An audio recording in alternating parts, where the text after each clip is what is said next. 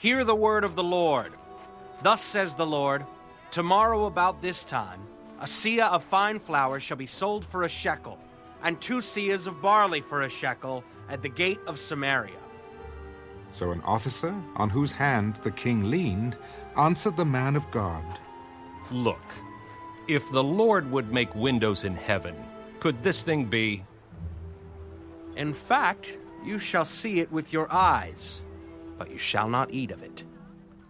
Now there were 4 leprous men at the entrance of the gate. And they said to one another, Why are we sitting here until we die?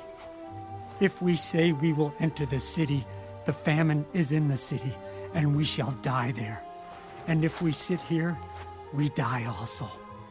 Now therefore, come, let us surrender to the army of the Syrians. If they keep us alive, we shall live. And if they kill us, we shall only die. And they rose at twilight to go to the camp of the Syrians. And when they had come to the outskirts of the Syrian camp, to their surprise, no one was there.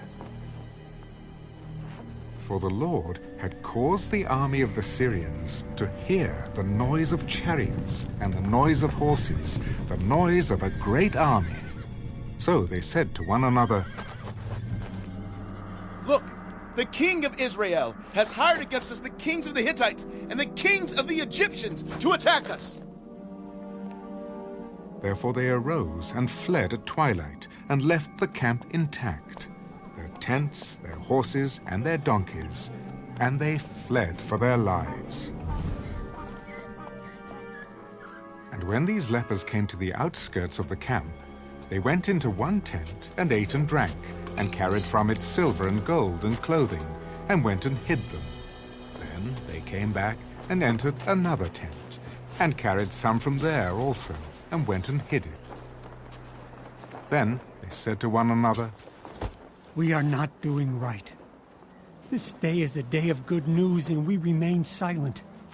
If we wait until morning light, some punishment will come upon us. Now therefore, come, let us go and tell the king's household. So they went and called to the gatekeepers of the city and told them, We went to the Syrian camp, and surprisingly no one was there. Not a human sound, only horses and donkeys tied, and the tents intact. And the gatekeepers called out, and they told it to the king's household inside. So the king arose in the night and said to his servants, Let me now tell you what the Syrians have done to us. They know that we are hungry. Therefore they have gone out of the camp to hide themselves in the field, saying, When they come out of the city, we shall catch them alive and get into the city. And one of his servants answered, Please let several men take 5 of the remaining horses which are left in the city. Look, they may either become like all the multitude of Israel that are left in it, or indeed, I say they may become like all the multitude of Israel left from those who are consumed. So let us send them and see.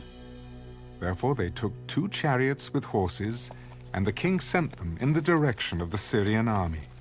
Go and see. And they went after them to the Jordan. And indeed all the road was full of garments and weapons, which the Syrians had thrown away in their haste. So the messengers returned and told the king. Then the people went out and plundered the tents of the Syrians. So a seah of fine flour was sold for a shekel, and 2 seahs of barley for a shekel, according to the word of the Lord. Now the king had appointed the officer on whose hand he leaned to have charge of the gate. But the people trampled him in the gate, and he died, just as the man of God had said, who spoke when the king came down to him. So it happened, just as the man of God had spoken to the king. 2 seahs of barley for a shekel, and a seah of fine flour for a shekel, shall be sold tomorrow about this time in the gate of Samaria. Then that officer had answered the man of God, Now look, If the Lord would make windows in heaven, could such a thing be? And he had said, In fact, you shall see it with your eyes, but you shall not eat of it. and so it happened to him.